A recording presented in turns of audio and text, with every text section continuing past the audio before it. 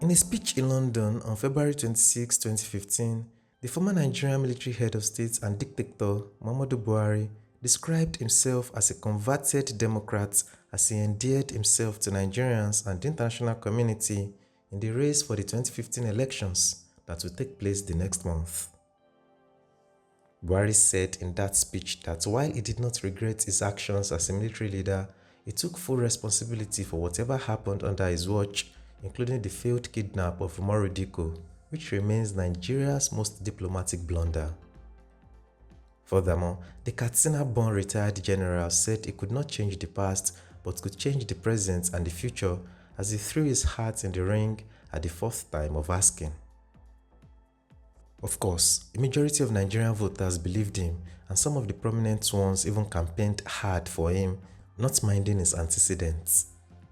They neglected history and rode on the waves that as a hard-stance retired general, Buhari would fight corruption, end insurgency as he had done in the 80s, and set Nigeria on the right path of productivity as he berated subsidy, claiming that it was a farce. Buhari even promised to end terrorism, saying that the Goodluck Jonathan-led federal government was Boko Haram itself.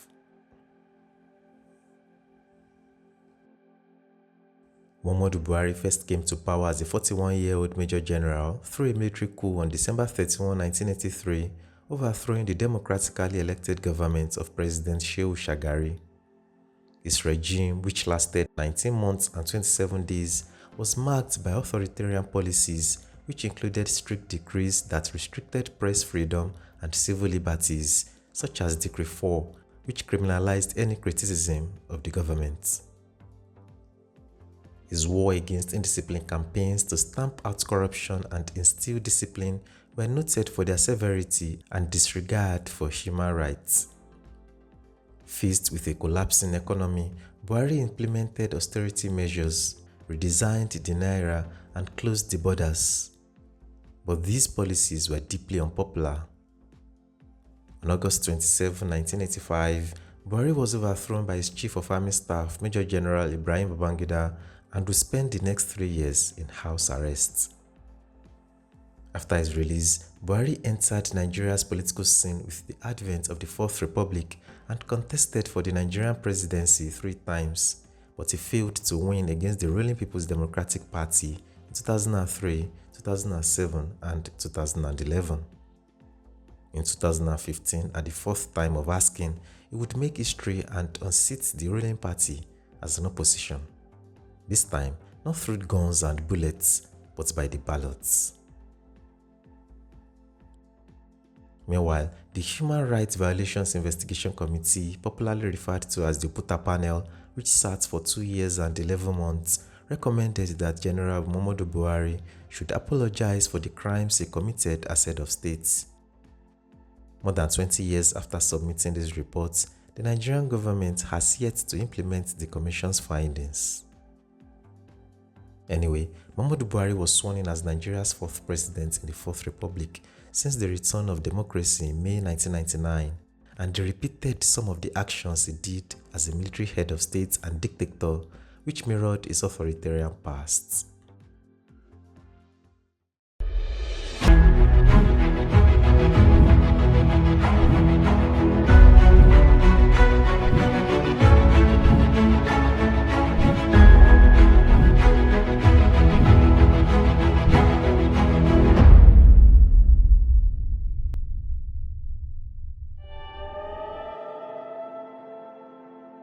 On December 31, 1983, the army struck again. This time, the justification for military intervention was the blatant corruption, economic mismanagement, and the alleged incompetency of the Shehu Shagari-led civilian government. After the fall of the Second Republic, the succeeding Muhammadu Buhari-led military regime subsequently declared war on indiscipline, and Nigerians would suffer for another 15 years of draconian and repressive rule, emboldened with decrees, interspersed with the June 12 annulments and the short, ineffective interim national government of Chief Ernest Shonekan in August 1993.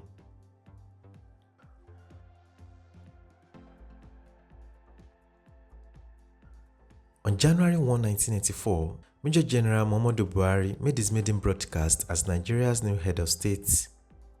He would be the fifth military man to assume power. If the Shagari administration was a frying pan, the Buhari regime was fire. It was popularly known as the Buhari Idiagbon regime because of the enormous power that Buhari's deputy, Major General Tunde Idiagbon, the chief of staff at Supreme Headquarters, was thought to possess. The regime described itself as an offshoot of the previous military government of Generals Murtala Mohammed and Olusegun Obasanjo. The Supreme Military Council, which comprised Major General Muhammadu Buhari and 19 other members, came into power on January 3, 1984. Buhari then placed some senior political figures of the Second Republic in detention and held them accountable for the previous civilian administration's economic excesses. Some organizations were restricted, including the Nigerian Medical Association, which was proscribed, and the National Association of Nigerian Students. Buhari also issued 2 decrees that limited press freedom and stifled opposition to the administration. Decree number 4 prohibited any journalist from publishing anything that could be embarrassing to a government official. Under the decree, 2 journalists, Tunde Thompson and Nduka Irabo, were found guilty. Decree number 2 provided the Chief of Staff, Supreme Headquarters, the authority to hold anyone deemed a security danger for up to 6 months without charge or trial.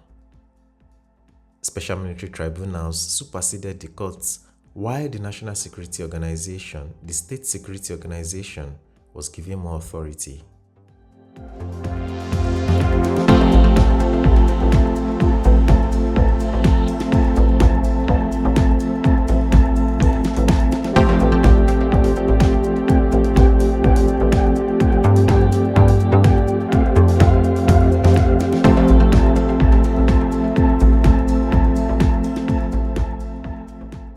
The Buhari Idiagbon regime also initiated efforts to address indiscipline issues related to public decency, environmental sanitation, and disrespect for flags and national anthems, among other issues.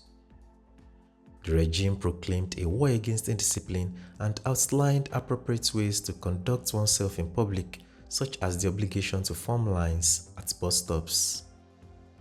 However, the state of the country's economy worsened. A comprehensive set of austerity measures was unveiled by the government.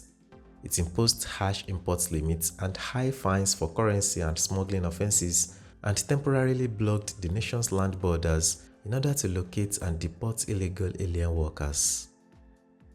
Many local businesses had to shut down or operate at significantly reduced capacity due to the austerity measures, making it difficult for them to obtain necessary imported raw materials. To improve its cost effectiveness, the government itself retrenched a large number of employees. High inflation accompanied each of these moves. Even for the wealthy, living became more and more difficult as the cost of staple foods increased.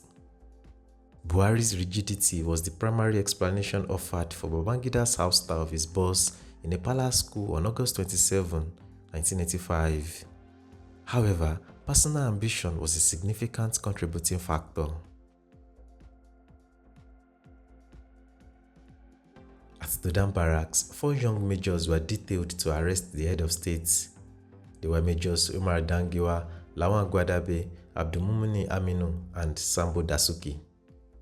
They achieved this without much ado. In fact, General Muhammadu Buhari was said to be waiting for them and allegedly gave orders to bewildered soldiers on the premises that the unusual early morning activities of those who came to arrest him were not to be disrupted. Buhari accompanied his captors initially to Bonny Camp, from where he was later moved under house arrest to 1 Oxworth Road, Ikoyi. He was there for less than a week before being moved again to a house in Benin City. The deposed head of state had access to a television that showed just 2 channels, and members of his family were allowed to visit him only on the authorization of Babangida. In 1988, Buhari was released, and at the dawn of the Fourth Republic, he ventured into Nigerian political scene before becoming Nigeria's 5th executive president at the 4th time of asking on May 29, 2015.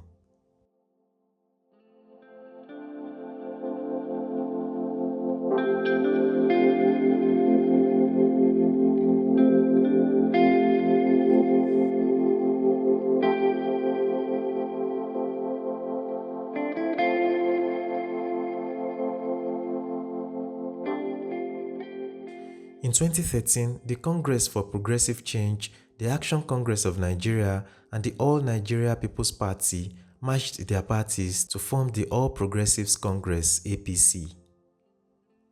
While the ruling party, the People's Democratic Party (PDP), contended with internal squabbles, the APC waxed stronger, welcoming new members who had defected from their parties, the majority of them from the PDP.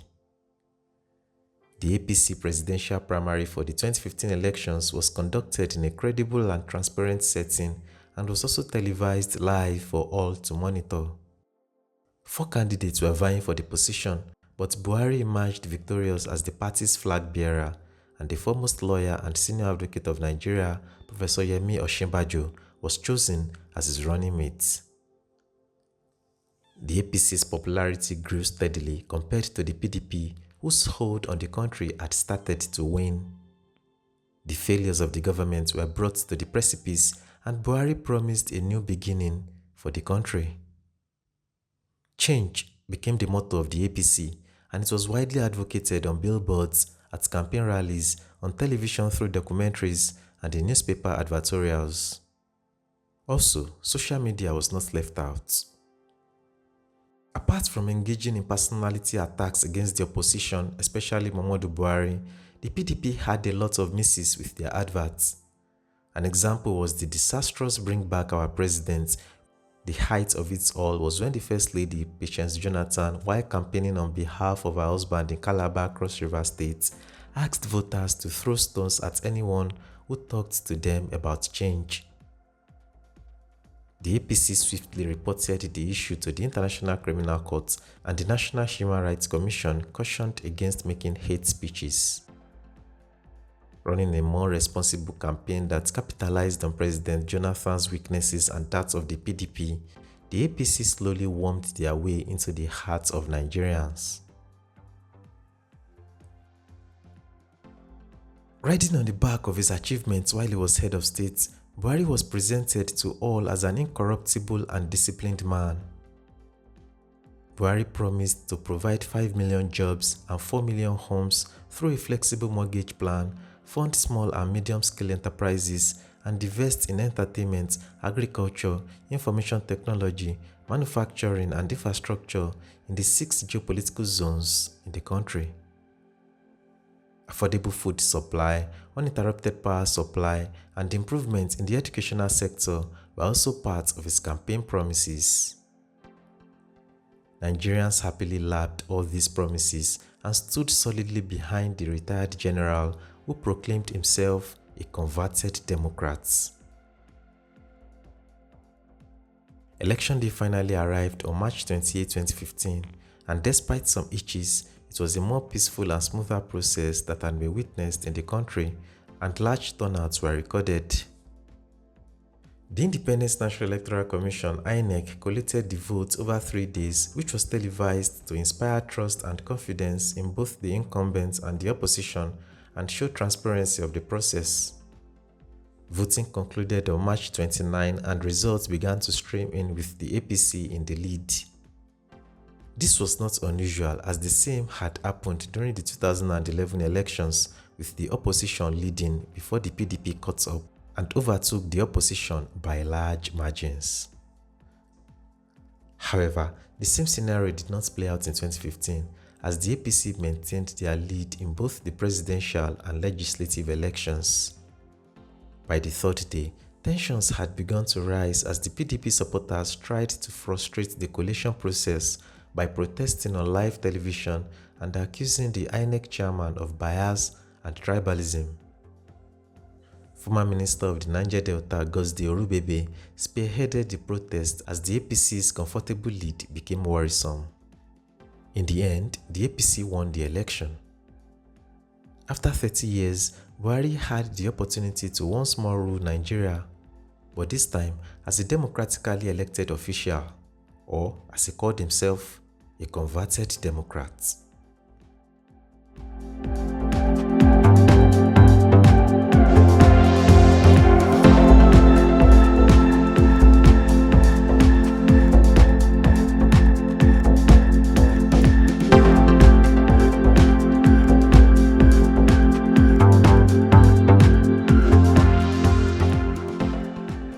Buhari was the first opposition candidate to defeat an incumbent as president in Nigerian history. Like Olusegun Obasanjo, Muhammadu Buhari holds the distinction of ruling Nigeria both as a military dictator and an elected president. His "I belong to everybody and I belong to nobody" statement formed the basis of his inaugural speech on May 29, 2015. His choice of words indicated his gratitude to Nigerians for believing in him enough to vote for him and assured the citizens of his willingness to serve and fulfill his campaign promises, which were summarized into 3 major points: fighting insecurity, tackling corruption, and reviving the economy. The new president promised a responsible and accountable government at all levels, adding that Nigerians would not regret voting for the APC. Buhari also thanked President Jonathan for his statesmanship in setting a precedent by humbly accepting defeat and peacefully handing over power. Welcoming him into his new role as the country's #1 citizen, Nigeria showed signs of heading into recession just 1 month later. At first, the economic performance increased in 2015, but 2016 was the year the country went into recession.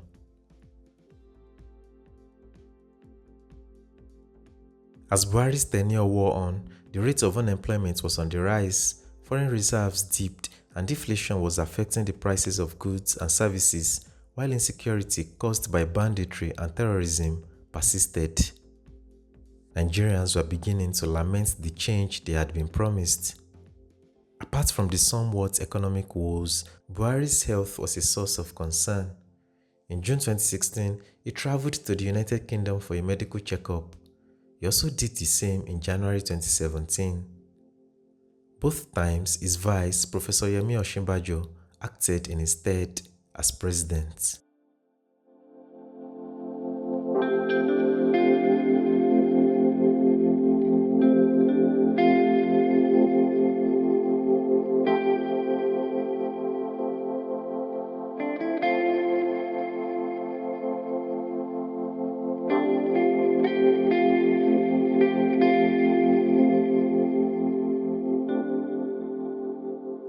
In spite of the worsening situation in the country, Buhari contested elections for a second term in 2019 and was re-elected.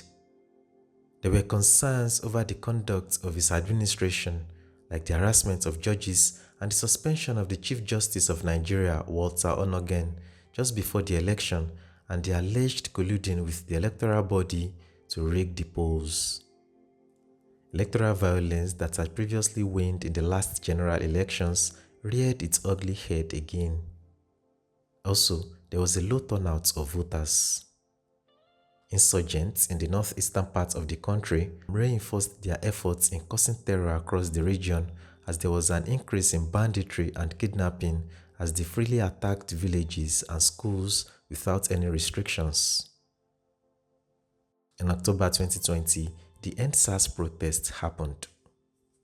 On June 5, 2021, Buhari banned the social media platform Twitter for 7 months. His Naira redesign campaign just a few months before the 2023 elections led to a cash scarcity and unnecessary hardship among Nigerians.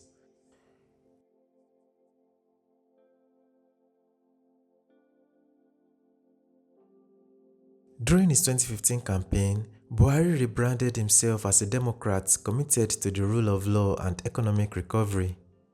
His 2015 electoral win marked the first peaceful transfer of power from one political party to another in Nigeria, cementing his new image. However, the converted Democrat did not fulfill the campaign promises he made 8 years before. In fact, Buhari left the nation worse than he had met it, and he performed below par compared to his predecessors, Olusegun Obasanjo, Umaru Musa Yar'Adua, and Goodluck Jonathan. Nevertheless, on May 29, 2023, Muhammadu Buhari handed over the reins of government to his successor, Bola Tinubu, who had won the presidential election because of a divided opposition.